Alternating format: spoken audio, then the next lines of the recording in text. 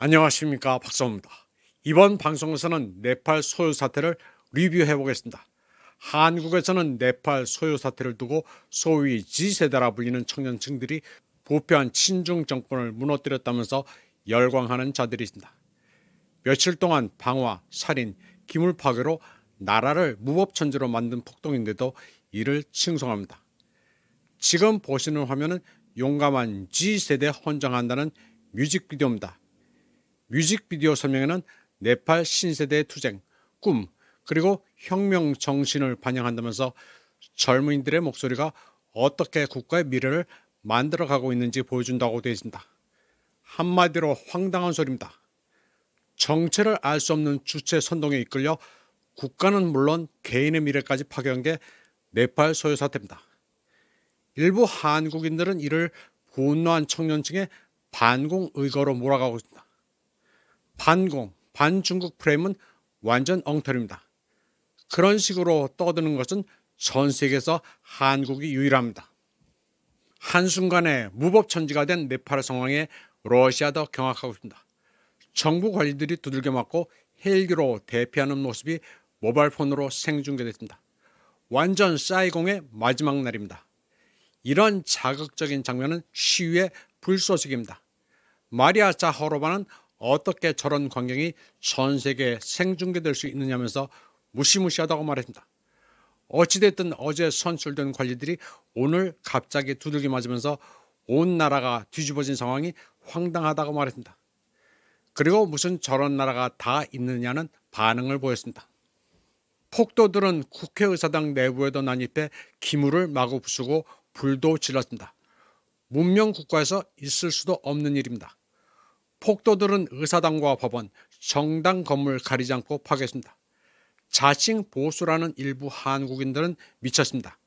저걸 부러워하고 있습니다. 이건 민주화 운동이 아닙니다. 인디아 투데이는 소요 사태의 본질이 G세대 저항이라기보다는 인도를 목표로 한 하이브리드 전쟁으로 보고 있습니다. 이 매체는 방글라데시 7월 혁명과 네팔의 소요 사태가 놀랄만치 유사하다고 말했습니다. 인도 주변에서 잇따른 정변으로 폭력 사태가 발생한 것도 같다고 시작했습니다. 네팔이나 방글라데시나 군중들을 자극하기 위해 시위대를 쏜 저격수가 있었다고 설명했습니다. 두 나라 모두 정부의 부패가 국민들을 좌절시킨 것도 주지의 사실이지만 소셜미디어에 의해 증폭된 폭동 자체는 전형적인 하이브리드전의 수법이라고 지적했습니다. 그리고 이는 인도의 실리구리 회랑에 불안을 조성하려는 시도일 수 있다고 설명했습니다. 결국 목표는 인도라는 것입니다. 인도 매체 리퍼블릭 월드는 미국의 USAID가 2023년부터 네팔 제야 세력에 6억 달러를 펌핑해왔다고 보도했습니다. 그리고 그 목표는 정권 전복이라고 의심했습니다. 주 네팔 미국 대사관은 2022년 미국이 네팔의 포용적인 민주주의를 강화시키고 있다고 말했습니다. 또 시민사회와 미디어를 지원하고 있다고 했습니다. 포용적 민주주의, 시민사회 어쩌고 떠드는 것을 보면 죄다 남의 나라 전복을 목표로 한 극좌 어젠다입니다. 네팔 소요 사태로 인명피해도 당초 알려진 것보다 크게 불어났습니다. 모두 72명이 사망했습니다. 지금 임시총리가 된 전 대법원장 수실라 카르키는 사망자를 마터, 순교자로 지정하고 1인당 100만 루피의 보상금을 지급하겠다고 밝혔습니다. 죽은 사람들을 열사로 만드는 것입니다. 카르키는 총선이 있는 2026년 3월까지 잠정적으로 총리를 맡습니다. 한국에서는 기자들이 카르키를 포청천이라고 표현하는데 개들이 포청천을 알기나 하는지 모르겠습니다. 내년 3월이 되면 래퍼 발렌시아가 총리가 될 가능성이 높습니다. 발렌시아는 골수 친중이면서 미국의 글로벌리스트와도 연계되어 있습니다. 인디아 투데이 탐사 보도팀은 소요 사태가 네팔 내 이슬람지 네트워크의 영향력 확대라는 면도 크다고 지적했습니다. 인디아 투데이는 인도 네팔 국경, 특히 비하르와 네팔 국경 지역을 따라 불법적이고 규제되지 않은 마드라사, 이슬람 종교 교육기관들이 광범위하게 운영되고 있음을 발견했습니다. 그리고 마드라사의 학생들은 정식 국가 교육 과정을 접하지 못한 채 극단주의 이념을 교육받고 있다고 지적했습니다. 그리고 이 지역의 모스크와 마드라사는 네팔의 힌두교 다수를 겨냥한 이슬람 교육의 중심지라고 시작했습니다. 여기는 파키스탄, ISI, 터키, 그리고 일부 걸프 국가들과 연계되어 있을 가능성도 있습니다. 이로 인해 긴급한 개입이 없다면 네팔이 장기적인 불안정에 직면할 수 있으며 이는 남아시아 안보에 위험한 결과를 초래할 수 있다고 전문가들은 경고합니다. 거리 시위부터 급진적인 자금 지원 조직까지 네팔은 현재 정책 불안과 극단주의의 그림자라는 이중의 위기에 직면해 있다고 인디아 투데이는 보도했습니다.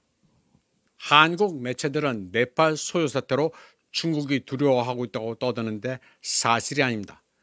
물론 1대1로에 투자한 중국도 골탕을 먹긴 하지만 네팔 불안정을 가장 우려하는 국가는 인도입니다. 네팔, 방글라데시, 스리랑카가 모두 주변 국가이기 때문입니다. 인도는 35세 카트만두 시장 발렌드라 시아가 내년에 집권하는 시나리오를 우려하고 있습니다.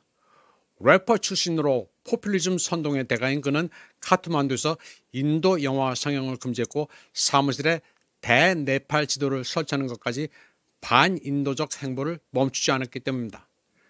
발렌드라는 반중을 한 적이 없습니다. 오히려 중국 상점을 봐주기 위해 카트만두의 노점상을 단속했습니다. 그가 총리가 될 경우 네팔은 극도의 반인도 국가가 될 게 뻔합니다.